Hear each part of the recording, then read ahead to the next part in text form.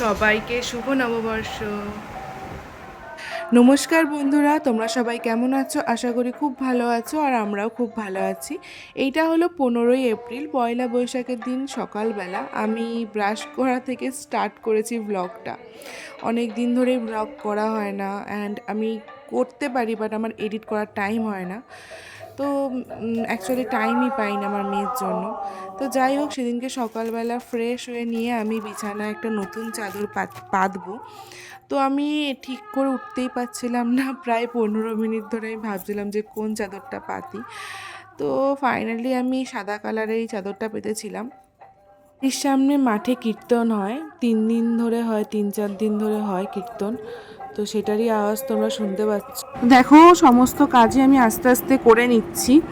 আর সকালবেলার টাইমটা এমন যে সববারই অনেক কাজ থাকে, আর আমি আগের ভয়েস ওভারটা দিয়েছিলাম আজ থেকে প্রায় অনেক দিন আগে, আর আমি আজকে দিচ্ছি। মানে বুঝতে পারছো আমার টাইমের কত অভাব, আমি এডিট করারই টাইম পাই না।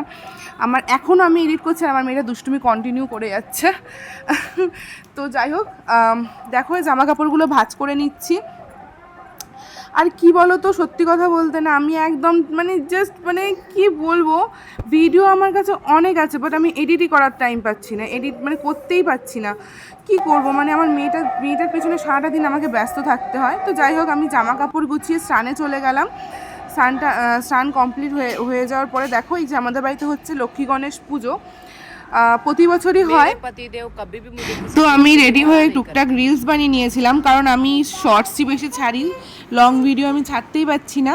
তো দেখো, আমি আমার হাজব্যান্ডের সাথে বেরিয়ে গেছিলাম আর যাচ্ছিলাম হচ্ছে কাঁচরাপাড়াতে। তো চলো, এটা হচ্ছিল চন্দননগরেরই রাস্তা, তোমরা যারা যারা আসো তারা দেখলে চিনতে পারবে। তো এখান থেকে আমরা বেরিয়েছিলাম তখন বিকেল বিকেল।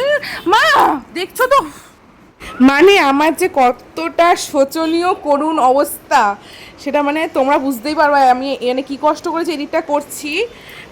ওকে নিয়ে আমি ঘরে এখন একা রয়েছে, আর প্রচুর দুষ্টুমি করে, এত দুষ্টু হয়েছে ও, ধারণা করতে পারবে না। যারা যারা বাচ্চা এখন করছে তারা, আরে বাবা কামড়াচ্ছিস কেন? তো দেখো, আমরা এই ব্যান্ডেলে ঢুকে গেছি অলরেডি। আর আমরা এই যে আমরা ঘাট পার হয়ে যাইনি, আমরা তোমার কল্যাণী ব্রিজ পার হয়ে গেছিলাম। তো এই দেখো ব্রিজ সেই, আর এই রাস্তা দিয়েই গেলাম, কারণ আমরা যেহেতু বাগমোড়ের কাছাকাছিতে যাব, তো সেই জন্য আর ঘুরে ঘুরে গেলামও না।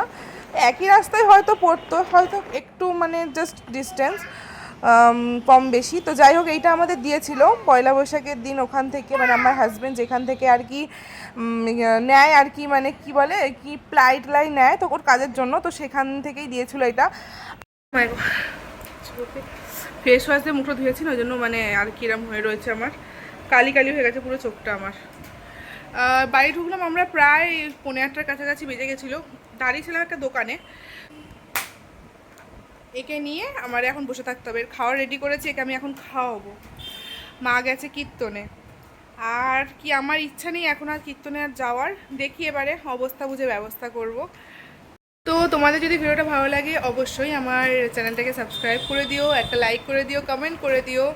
জানি ডেলি আমি ব্লগ দিতে পারছি না, হয় না, এই যে এর জন্যই আমার হয় না অ্যাকচুয়ালি। এত সারাটা দিন ওর পিছনে আমাকে লেগে থাকতে হয়, সারাটা দিন দৌড়ে বেড়াবে। এই দেখো দেখো মিষ্টির প্যাকেটটা নিয়ে কী করছে,